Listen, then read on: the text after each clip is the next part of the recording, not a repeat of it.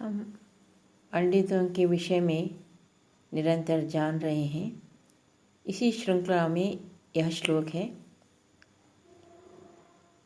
यस्य संसारिणी प्रज्ञा धर्मार्थावनुवर्तते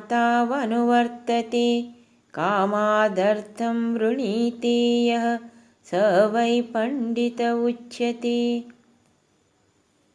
यस्य संसारिणी प्रज्ञा, जिसकी प्रज्ञा सांसारिक है, सांसारिक विषयों में प्रवृत्त होता है, फिर भी धर्मार्थावनुवर्तते, धर्मपूर्वक अर्थ की अनुकरण करता है,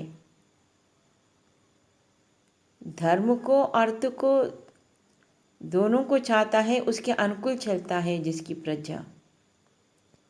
कामादर्थम वृणीते यः, जो सांसारिक सुख है उसे जो अर्थ दोनों लोकों का इह पर सुख का जो कारण धर्म है, उसको अगर वो चाहता है, स्वीकार करता है, वही पंडित कहता है। वो सुंदर विषय है।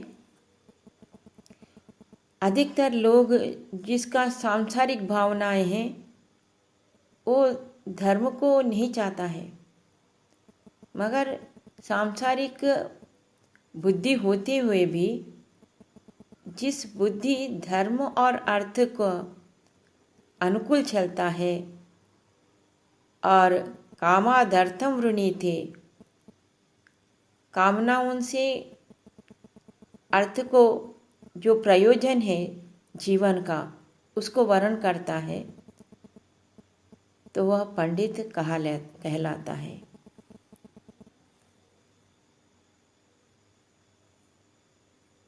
पंडित होना संसार में बहुत दुर्लभ ही है, क्योंकि विद्वान तो सब लोग पढ़े लिखे तो हो जाते हैं, विद्वान तो बन जाते हैं, मगर वास्तव में विद्या को अपने अंदर नहीं बिठाते। विद्या को केवल पढ़कर परीक्षा पास होकर उसमें उत्तीर्ण होने के लिए विद्या समझा जाता है, और जो सामान्य विषय है उसका जानकारी कर लेना, उसके अनुकूल अपने को चलना, इसी को ही विद्या का रूप दिया जाता है। मगर विद्वान को जो पढ़ा लिखा है, विद्या अर्जन किया है, उसके व्यवहार विद्या का द्योतक होना चाहिए। हमारी विद्या हमारा परिचय होना चाहिए। विद्वान हो मूर्खता से व्यवहार करे तो विद्या का कोई लाभ नहीं।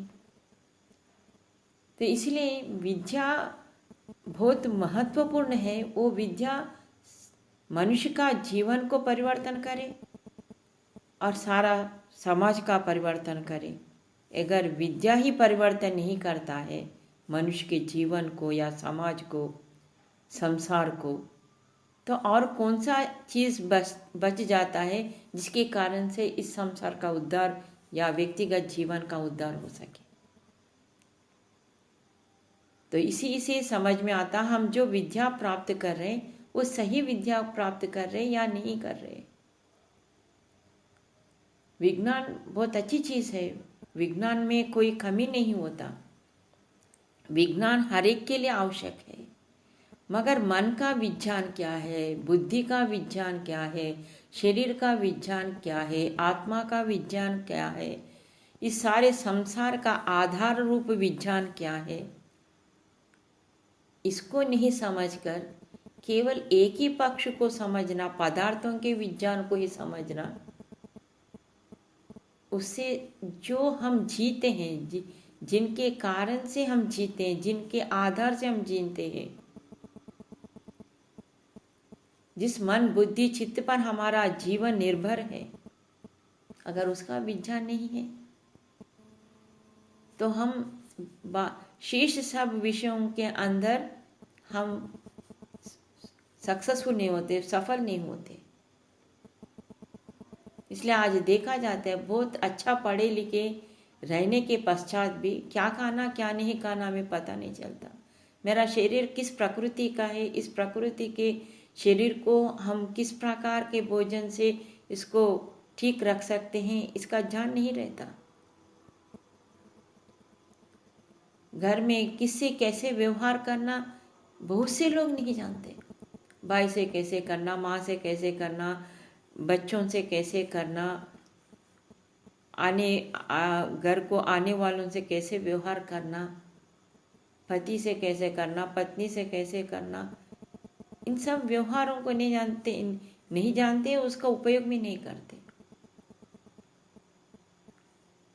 जस्ट एडजस्टमेंट से आजकल फैमिली में चलो जैसे तैसे हम घर चलाना, अब घर में गड़बड़ ना हो इसलिए किस प्रकार हमको जीना चाहिए ये सोच कर करते।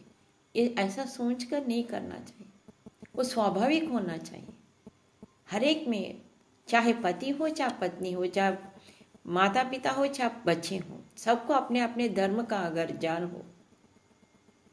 यही तो विद्या का स्वरूप है।